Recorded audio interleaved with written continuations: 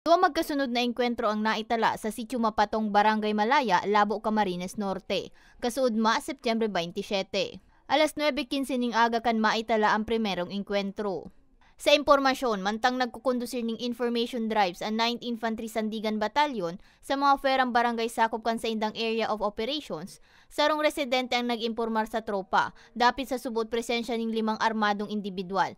Napigtutubudan na miyembros kan Platoon Raymark, SRMA-4B, STRPC. Ngani maberipikar, tulos na nagpasiring sa pinag-unang bitang lugar ang puwersa kan Sandigan Batalyon. Dangang pag-abot sa lugar, nangyari na ang ribayan ng putok. Information drive na isinasagawa natin doon sa mga inner barangay.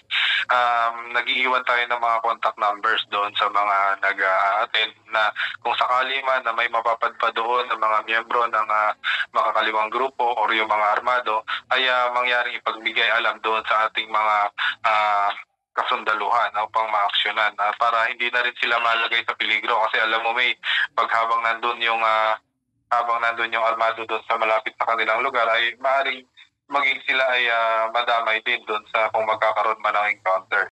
Alas 2 din hapon kan masundan ang enkwentro, kang parehong grupo na nagduran ng 5 minutos. Matapos makiputukan, tulos na duminulag ang nakaengkwentrong rebeldeng grupo. Nakuha sa lugar kang enkwentro ang duwang M653 rifle, sarong magazine na sin 28 5.56 mm na ammunitions. Namin yung nagmamalasakit na sibilyan sa kanyang pagbibigay ng impormasyon upang matuntun yung kinaroroonan nga ng miyembro ng Communist Terrorist Group. Maliit man o malaki maliit man o malaki na impormasyon ay malaki ang naitutulong nito sa amin sapagkat na nagsasanga-sanga yung impormasyon na dati na naming alam at i-connect din namin yan doon sa mga impormasyon na nanggagamit sa mga former rebels. Kaya natin natutuntun yung ating mga kalaban dahil sa mga report po na nanggagaling sa civilian. Kasi kung kami lang po ay nahirapan din po kami maghanap ng impormasyon kung ang mga kalaban ay nasa bundok. Mayo man nanalugadan o binawian ng buhay sa lado kan gobyerno o maging sibilyan. Mantang padagos man napigaaram kung may nalugadan o binawian ng buhay sa lado kang rebeldeng grupo.